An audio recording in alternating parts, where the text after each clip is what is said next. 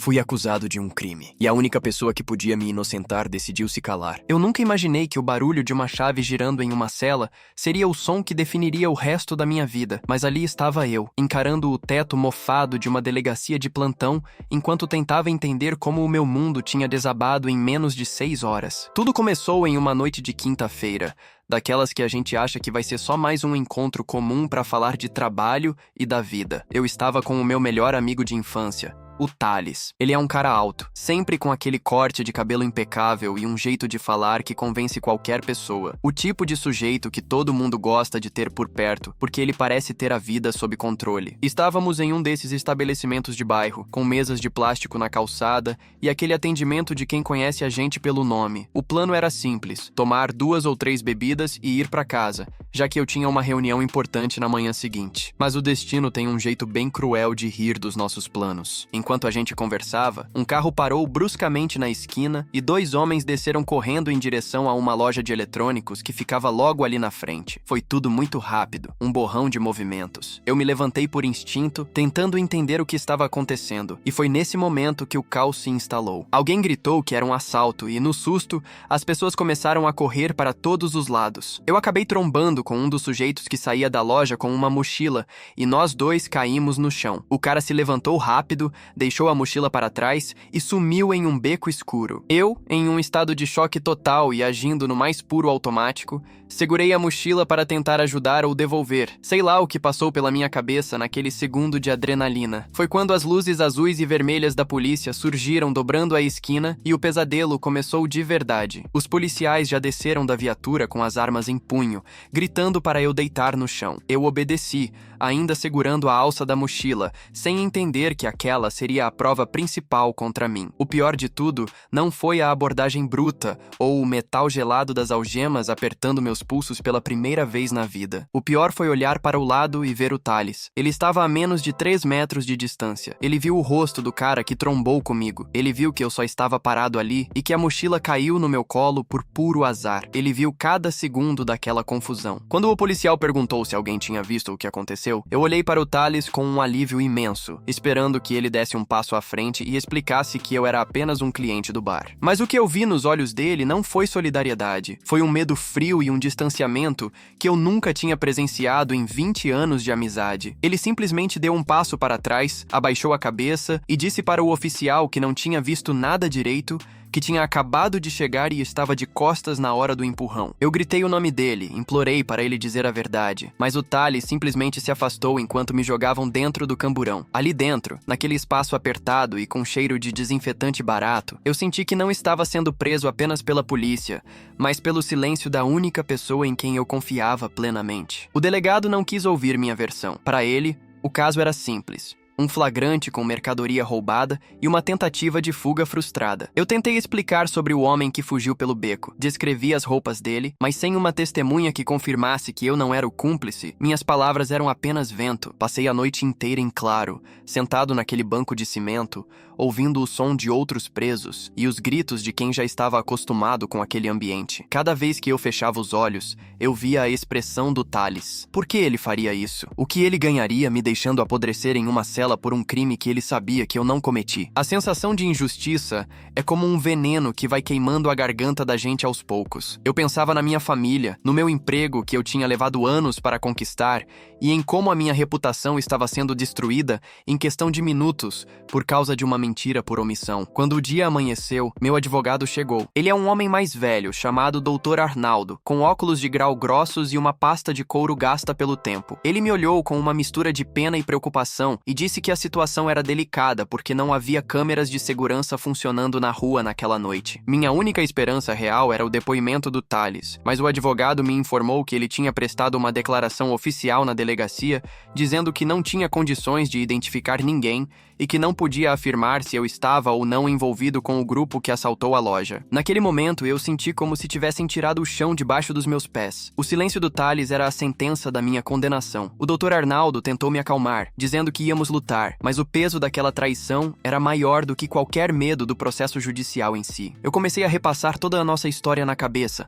tentando achar um sinal, um motivo, Qualquer coisa que explicasse aquela atitude covarde. Será que ele tinha algum envolvimento? Ou será que ele simplesmente era um covarde que não queria o nome dele associado a um inquérito policial? O dia passou como um borrão de burocracia e humilhação. Tive que passar pela audiência de custódia, onde o juiz decidiu que eu responderia ao processo em liberdade, mas com restrições severas. Saí daquele prédio me sentindo um lixo, com as pessoas me olhando de lado como se eu fosse um criminoso perigoso. Quando finalmente cheguei em casa, a primeira coisa que fiz foi pegar o celular para ligar para o Thales. Eu precisava de uma explicação. Eu precisava olhar na cara dele e perguntar como ele teve coragem de fazer aquilo. O telefone chamou várias vezes e caiu na caixa postal. Tentei de novo, até que percebi que ele tinha bloqueado o meu número. O silêncio dele agora era total e absoluto. Eu estava sozinho, acusado de um assalto que não cometi, e o meu suposto melhor amigo estava agindo como se eu nem existisse. Sentei no sofá da minha sala, no escuro, ouvindo o som do ventilador de teto que parecia zombar da minha desgraça com seu barulho constante e rítmico. Eu sabia que aquela era apenas a primeira parte de um pesadelo muito maior. Eu precisava provar minha inocência, mas como fazer isso quando a verdade estava trancada dentro da cabeça de alguém que decidiu me enterrar vivo? A noite caiu novamente, e eu não conseguia comer nem dormir. Cada sombra que passava pela janela parecia um policial vindo me buscar de novo. A paranoia começou a tomar conta. Comecei a me perguntar se o Thales não estava lá naquela noite por acaso, e se tudo aquilo tivesse sido armado. Mas quem teria poder para planejar algo tão específico e cruel? Eu não sou ninguém importante, sou apenas um trabalhador comum. As perguntas se acumulavam e as respostas pareciam estar cada vez mais longe. Foi então que, por volta das 3 da manhã, recebi uma mensagem de um número desconhecido. Era apenas uma frase, curta e direta, que fez meu sangue gelar e meu coração disparar de um jeito que eu achei que ia ter um infarto ali mesmo. A mensagem dizia o seguinte: não tente falar com o Thales se você quiser que sua família continue segura. Aceite a culpa e tudo vai acabar logo. Ali eu entendi que o buraco era muito mais embaixo do que um simples erro de identificação ou uma covardia de amigo. Eu estava no meio de algo muito maior e perigoso, e o silêncio do Thales não era apenas falta de caráter, era uma peça de um tabuleiro que eu ainda não conseguia enxergar por completo. Edit 1. Para quem perguntou, o Thales trabalha com consultoria financeira, então ele sempre foi muito cuidadoso com a imagem dele, mas nunca pensei que chegaria a esse ponto. Edit 2. Sim, eu moro sozinho, o que torna tudo mais assustador agora que estou recebendo essas mensagens de ameaça. Edit 3. Meu estado emocional é de puro desespero e raiva acumulada. Não consigo entender como a pessoa que cresceu comigo virou esse monstro. A mensagem da madrugada que me fez perceber que minha vida valia menos do que o silêncio do meu amigo. Eu passei o resto daquela madrugada sentado no chão da sala, com as costas encostadas na porta de entrada, como se a madeira pudesse me proteger de um inimigo que eu sequer conseguia identificar. Aquela mensagem no meu celular brilhava no escuro. Não tente falar com o Thales se você quiser que sua família continue segura. E cada letra parecia um prego sendo martelado na minha sanidade. Eu não conseguia parar de tremer. Não era frio, era aquela descarga de adrenalina que não encontra saída e acaba virando um espasmo muscular incontrolável. Olhei para o relógio na parede e os ponteiros marcavam 4:30 da manhã. O silêncio do meu apartamento, que antes era o meu refúgio, agora parecia um túmulo. Eu pensava na minha mãe, que mora em uma cidade pequena do interior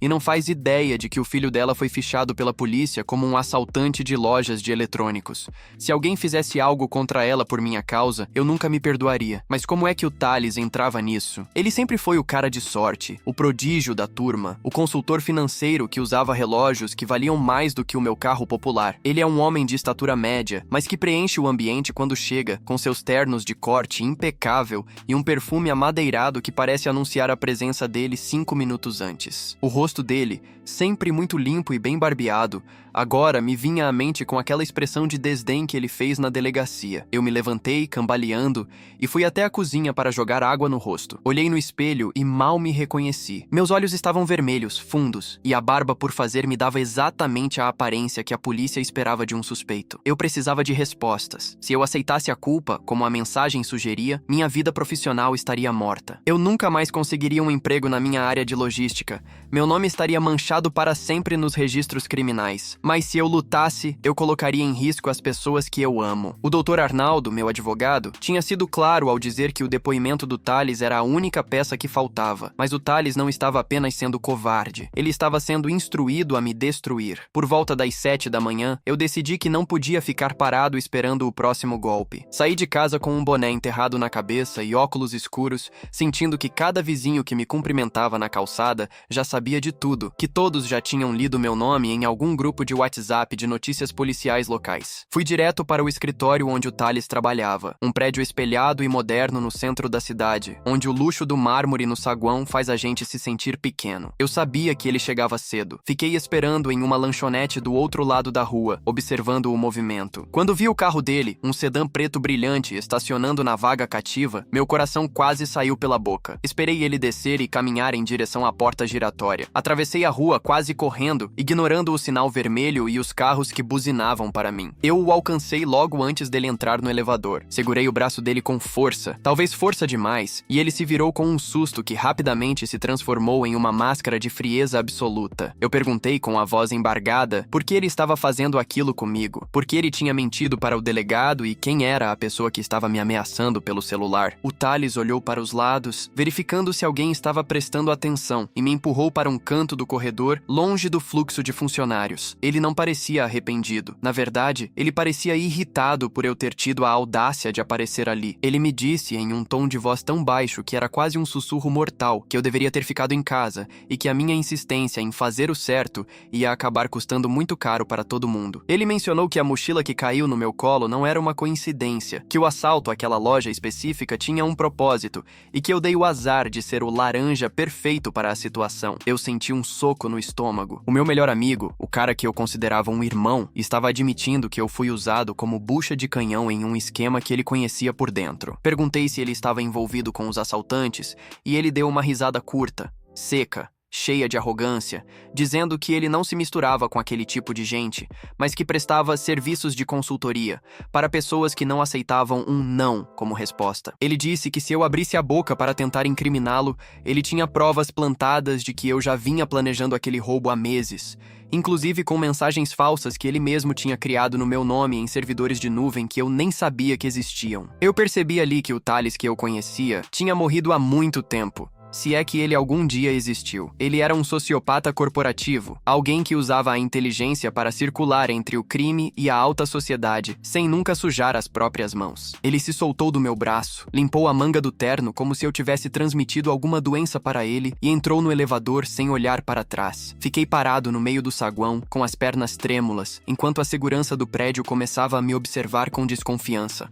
Voltei para as ruas sentindo o peso de um mundo que eu não entendia. Fui para um parque e sentei em um banco de madeira, observando o movimento das pessoas comuns que não faziam ideia da guerra que estava acontecendo dentro de mim. O que eu faria agora? O advogado não ia conseguir me ajudar se as provas contra mim fossem fabricadas tecnicamente por alguém tão brilhante quanto o Thales. Foi quando meu celular tocou de novo. Não era uma mensagem, era uma ligação de vídeo de um número privado. Eu atendi e a imagem que apareceu na tela me fez perder o fôlego. Era uma foto da casa da minha mãe, tirada de dentro de um carro estacionado do outro lado da rua dela. Logo em seguida, a ligação caiu. Eles não precisavam dizer nada. O recado estava dado. Eu estava cercado por todos os lados. Se eu contasse a verdade, minha mãe sofria as consequências. Se eu ficasse quieto, eu ia para a cadeia por 5 ou 10 anos. A sensação de impotência era esmagadora. Voltei para o meu apartamento e comecei a revirar minhas coisas, procurando qualquer rastro, qualquer brecha que o Thales pudesse ter deixado. Lembrei que há cerca de 3 meses, ele tinha me pedido para guardar um HD externo na minha gaveta, dizendo que era um backup de segurança do escritório dele porque ele estava com medo de uma auditoria injusta. Na época, eu aceitei sem questionar. Afinal, amigos fazem esse tipo de coisa uns pelos outros. Corri até o quarto e comecei a tirar tudo da gaveta de meias e documentos. O coração batia na garganta. Joguei tudo no chão até que senti o objeto retangular e pesado no fundo. Lá estava ele, o HD externo prateado que eu tinha esquecido completamente. Será que ali estava a minha salvação ou a minha sentença de morte definitiva? Eu não tinha um computador seguro para abrir aquilo. Temia que houvesse algum tipo de rastreador ou software que avisasse ao Thales se o dispositivo fosse ligado. Mas eu não tinha mais nada a perder. Minha liberdade já estava comprometida e a segurança da minha família estava por um fio. Eu precisava saber o que havia naquele drive antes que o sistema me engolisse de vez. Liguei para o Dr. Arnaldo e contei sobre o HD, mas ele me deu um aviso sério. Se aquele dispositivo contivesse provas de crimes maiores, eu poderia ser considerado cúmplice por ter guardado aquilo por tanto tempo. A lei não se importa com a amizade, ela se importa com a posse da evidência. Eu estava em uma encruzilhada impossível. Enquanto eu olhava para aquele pequeno objeto de metal na minha mão, ouvi um barulho na porta do meu apartamento. Alguém estava tentando girar a maçaneta com cuidado. Alguém que não era eu e que não tinha a chave. O pânico voltou com força total. Corri para o banheiro e me tranquei lá dentro, segurando o HD contra o peito. O barulho de ferramentas mexendo na fechadura continuava, persistente, profissional. Naquele momento, eu percebi que eles não iam esperar eu tomar uma decisão. Eles estavam vindo buscar o que era deles, e eu era apenas um obstáculo que precisava ser removido do caminho. O silêncio do Thales agora tinha se transformado em uma perseguição ativa, e eu estava sozinho no 12º andar, sem ter para onde fugir. Edit 1. Muita gente perguntando sobre o HD. Eu ainda não consegui abrir. Estou com medo de ser uma armadilha, mas é a única coisa que tenho. Edit 2. O Dr. Arnaldo me disse para não chamar a polícia agora, porque isso poderia acelerar a retaliação contra minha mãe. Estou seguindo o conselho dele por enquanto. Edit 3. O barulho na porta parou por 1 segundo, mas sinto que ainda tem alguém no corredor. Estou escrevendo isso trancado no banheiro com o coração na mão. O que eu encontrei naquele HD externo me fez perceber que eu era o único que ia pagar a conta de um esquema de milhões. Eu fiquei trancado naquele banheiro por o que pareceram horas, com o ouvido colado na porta de madeira e o coração martelando contra as costelas como se quisesse escapar do peito. O barulho na fechadura parou de repente, deixando um silêncio que era quase mais aterrorizante do que a tentativa de invasão. Eu sabia que eles ainda estavam lá fora, ou pelo menos um deles. O Thales não ia mandar qualquer um, ele ia mandar alguém que soubesse exatamente o que estava procurando. Olhei para o HD prateado na minha mão, sentindo o metal gelado, e uma onda de raiva começou a substituir o medo paralisante. Aquele objeto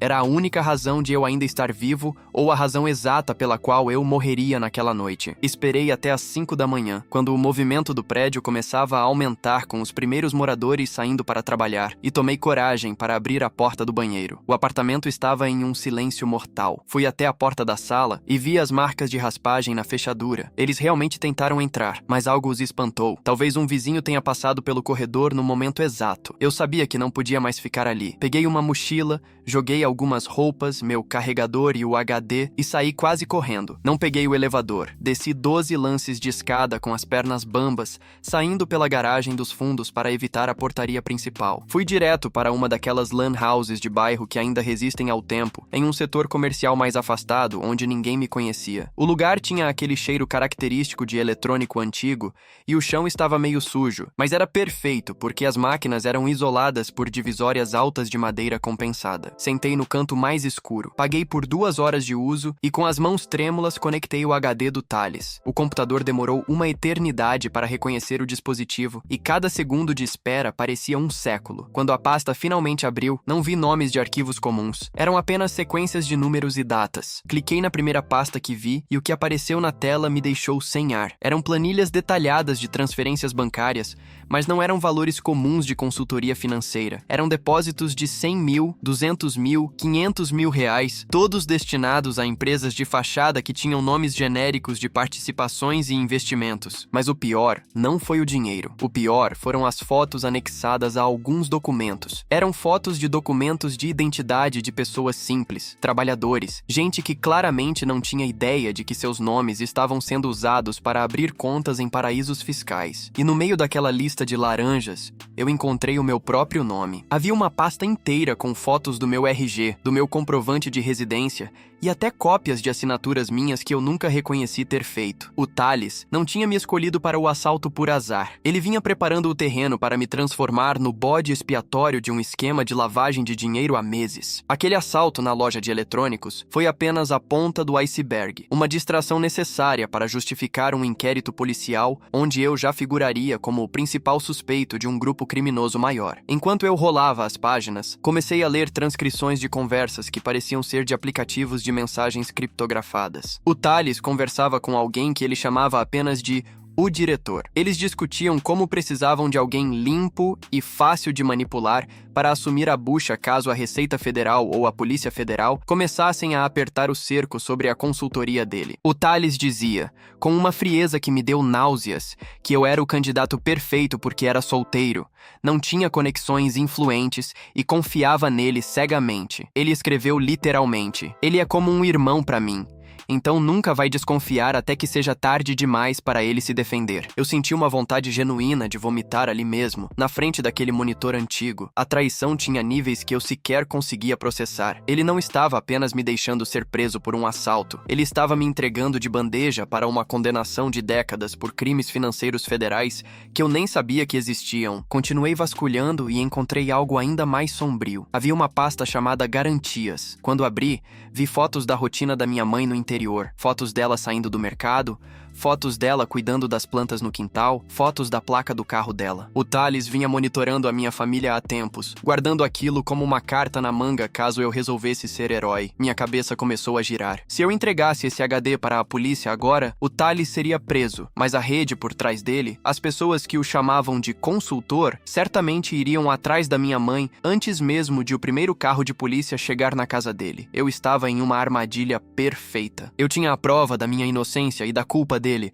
mas não podia usá-la sem assinar a sentença de morte de quem eu mais amava. Saí da lan house sentindo o peso do mundo nos ombros. O sol já estava alto e o movimento nas ruas era intenso, mas eu me sentia em uma realidade paralela, onde cada pessoa que passava por mim poderia ser um dos capangas do tal diretor. Eu precisava de um plano, mas não de um plano jurídico. O Dr. Arnaldo era um bom homem, mas ele seguia as regras, e o Thales tinha acabado de me mostrar que as regras foram escritas por pessoas como ele para esmagar pessoas como eu. Eu precisava ser mais esperto. Voltei para as ruas e comprei um chip de celular pré-pago em uma banca de jornal, usando um nome falso que o próprio HD me forneceu naquelas listas de laranjas. Eu ia usar as armas dele contra ele. Liguei para o escritório do Thales de um orelhão, só para ter certeza de que ele estava lá. A secretária confirmou. Eu não ia confrontá-lo de novo, não fisicamente. Eu ia começar a plantar a semente da dúvida na cabeça dele. Mandei uma mensagem para o número pessoal dele, aquele que ele tinha usado para me bloquear, mas agora de um novo número. Escrevi apenas: "O backup prateado está comigo e eu já vi o que você fez com o meu nome. O diretor sabe que você guarda cópias das conversas dele?" Eu sabia que essa era a maior fraqueza de qualquer criminoso corporativo, o medo de ser traído pelos seus próprios cúmplices. O Thales era um traidor por natureza, e ele projetaria esse medo em todo mundo ao redor dele. A resposta não veio por texto. O meu celular original, que estava no bolso, começou a vibrar freneticamente. Era o Thales. Ele estava tentando me ligar desesperadamente. Eu não atendi. Deixei que ele cozinhasse no próprio veneno. Fui para um pequeno hotel de beira de estrada, um lugar simples onde não pediam muitos documentos, e me tranquei no quarto. Eu tinha pouco dinheiro e o tempo estava correndo contra mim. Precisava decidir se ia para a polícia e pedia proteção para minha mãe, ou se tentava negociar minha liberdade diretamente com o diabo. O problema de negociar com o diabo é que ele sempre ganha no final. Olhei para o HD em cima da mesa de cabeceira e tomei uma decisão. Eu não ia apenas me inocentar, eu ia fazer o Thales sentir o mesmo gosto de terra que ele estava tentando me fazer engolir, mas para isso, eu precisava de um aliado que ele não esperasse. Lembrei de uma pessoa que o Thales mencionava com ódio nas nossas conversas de bar, um ex-sócio que ele tinha passado para trás anos atrás. Se havia alguém que conhecia os pontos fracos daquele monstro, era esse homem. O suspense agora não era mais sobre se eu seria preso ou não, mas sobre quem cairia primeiro naquela rede de mentiras que o Thales tinha construído com tanto cuidado. Edit 1. Muita gente perguntando sobre o diretor, eu ainda não sei quem é, mas pelo tom das mensagens, é alguém com muito poder político ou empresarial. Edit 2. Consegui contato com o ex-sócio do Thales por uma rede social antiga. Ele pareceu bem interessado quando mencionei o HD prateado. Edit 3. O hotel onde estou é bem precário. O ventilador de teto faz um barulho infernal, mas é o único lugar onde me sinto minimamente escondido por enquanto. O ex-sócio abriu o jogo, e eu descobri que o meu amigo era o verdadeiro alvo da própria armadilha. Eu estava naquele quarto de hotel, onde o cheiro de cigarro impregnado nas cortinas parecia sufocar qualquer pensamento positivo, quando recebi a confirmação de que o ex-sócio do Thales, um homem chamado Dr. Wagner, aceitaria me encontrar. O Wagner foi a primeira vítima de grande porte do Thales, um advogado que perdeu a licença e quase a dignidade quando o nosso amigo desviou fundos de uma causa ganha e jogou a culpa toda no colo dele, usando exatamente o mesmo método de falsificação de assinaturas que eu encontrei no HD. O encontro foi marcado em um posto de gasolina desativado na saída da cidade. Um lugar deserto o suficiente para garantir que ninguém nos visse, mas aberto o suficiente para eu notar se alguém estivesse me seguindo. Quando o carro dele parou, um sedã antigo, mas muito bem cuidado, eu vi um homem de uns 50 anos com cabelos grisalhos e um olhar de quem já tinha visto o inferno de perto e decidiu que não ia voltar para lá. O Wagner desceu do carro com uma calma que me assustou. Ele não parecia um homem com medo. Ele parecia um caçador que tinha acabado de encontrar a pista que faltava. Sentamos em um banco de concreto quebrado e eu entreguei o HD para ele. O Wagner abriu um notebook reforçado, daqueles que parecem maletas de ferramentas, e começou a passar os arquivos com uma velocidade profissional. Ele não se surpreendeu com as planilhas, nem com as fotos dos laranjas. O que fez os olhos dele brilharem foi a pasta das conversas com o tal diretor. Ele me explicou com uma voz rouca e pausada que o diretor não era uma pessoa física, mas um codinome para um grupo de investidores que lavava dinheiro de esquemas de licitação de obras públicas no Nordeste e no Centro-Oeste. O Thales era o arquiteto financeiro deles, o cara que criava as camadas de proteção. Mas o Wagner me revelou algo que fez meu sangue gelar de uma forma nova. O Thales estava roubando do próprio grupo. Ele estava criando os laranjas, como eu, não apenas para se proteger da polícia, mas para desviar uma porcentagem extra dos depósitos sem que o diretor soubesse. O assalto à loja de eletrônicos foi uma jogada desesperada do Thales para queimar o arquivo que eu representava, porque ele sabia que a Polícia Federal estava prestes a deflagrar uma operação e ele precisava de um culpado óbvio que estivesse com a mão na massa. Foi ali que a peça final do quebra-cabeça se encaixou. O Thales não queria apenas que eu fosse preso. Ele precisava que eu fosse condenado rápido para que o caso fosse encerrado antes que os investigadores chegassem às contas reais. Mas, ao guardar aquele HD comigo, ele cometeu o erro clássico da arrogância. Ele achou que eu nunca teria a coragem de olhar o que tinha dentro. O Wagner me olhou nos olhos e disse que a mensagem que eu recebi sobre a minha família não veio do diretor, mas do próprio Thales. Ele estava usando o medo para me manter calado, porque se o grupo descobrisse que ele tinha guardado provas contra eles e ainda estava roubando por fora, o Thales não ia para a cadeia. Ele ia desaparecer do mapa em 24 horas. Eu senti uma mistura de alívio e pavor. Eu tinha a faca e o queijo na mão, mas estava lidando com gente que não jogava conforme a lei. O Wagner se ofereceu para me levar até um contato dele no Ministério Público, alguém que poderia garantir minha segurança e a da minha mãe em troca do conteúdo integral daquele HD. Enquanto a gente conversava, percebi um movimento estranho no retrovisor do carro do Wagner. 2 carros pretos estavam estacionados a uns 200 metros de distância, com os motores ligados. O pânico voltou instantaneamente. O Wagner percebeu meu olhar e, sem perder a calma, fechou o notebook e me mandou entrar no carro. Ele arrancou fazendo os pneus cantarem e começou a entrar por ruelas de terra que eu nem sabia que existiam por ali. Ele dirigia com uma precisão cirúrgica, pegando atalhos e passando por frestas que faziam meu coração saltar pela boca. Ele me disse que o Thales devia ter um rastreador no HD e que o tempo de negociação tinha acabado. Agora era uma questão de sobrevivência. Fomos para um esconderijo dele, uma casa simples no litoral, longe de qualquer centro urbano. No caminho,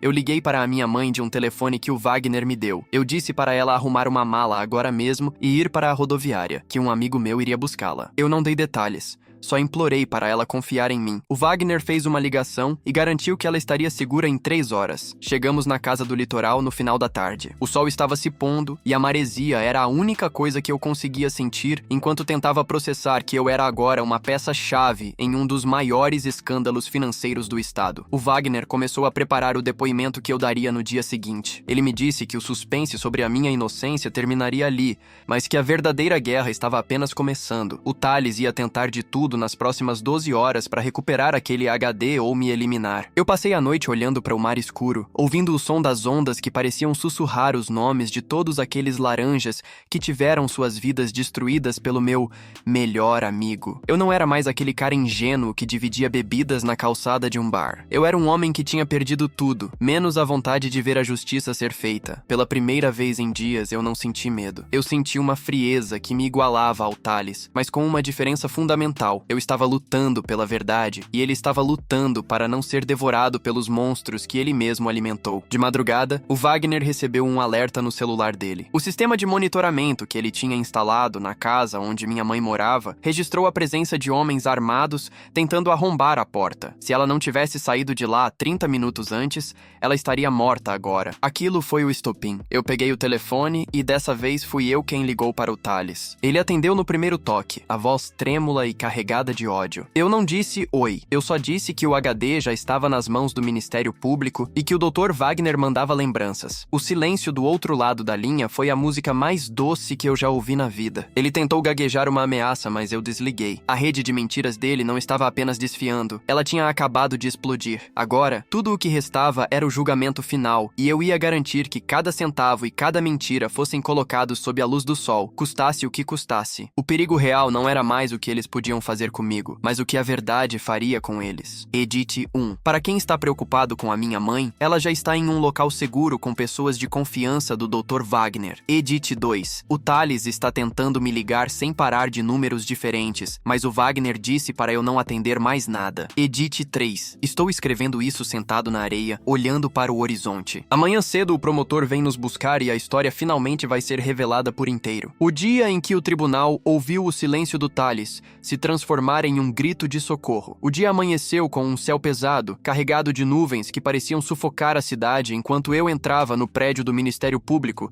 escoltado pelo Dr. Wagner e 2 agentes federais. Eu não tinha dormido nada. Meus olhos ardiam e cada músculo do meu corpo gritava de exaustão, mas a adrenalina me mantinha de pé. O Dr. Arnaldo, meu advogado original, estava lá me esperando, com uma expressão de choque ao ver a magnitude do que eu tinha em mãos. Ele apertou minha mão com força e sussurrou que o caso do assalto à loja de eletrônicos tinha sido suspenso por ordem superior, assim que o HD prateado foi entregue aos peritos. Eu não era mais um suspeito de roubo de carga, eu era a testemunha-chave de um esquema de corrupção e lavagem de dinheiro que envolvia nomes que eu só via no Jornal Nacional. O ambiente era frio, com corredores brancos e o som constante de impressoras e passos apressados. Fui levado para uma sala de depoimentos com paredes de vidro e uma câmera apontada diretamente para a cadeira onde me sentei. O promotor, um homem chamado Dr. Henrique, tinha uma postura rígida e olhos que pareciam escanear cada pensamento meu. Ele começou a perguntar sobre a minha relação com o Thales, desde a infância até aquela noite fatídica no bar. Contei tudo. Falei sobre as partidas de futebol na rua, sobre como ele me ajudou quando perdi meu pai e sobre como eu confiava nele como se fosse meu próprio sangue. À medida que eu falava, a raiva que eu sentia foi dando lugar a uma tristeza profunda. Eu estava ali para destruir a vida do homem que eu mais amei como amigo, mas eu sabia que, na verdade, ele já tinha se destruído sozinho no momento em que decidiu que o dinheiro valia mais do que o caráter. O doutor Henrique me mostrou as provas que a perícia tinha extraído do HD nas últimas 6 horas. Eles encontraram não apenas as planilhas, mas áudios gravados pelo próprio Thales como uma forma de seguro de vida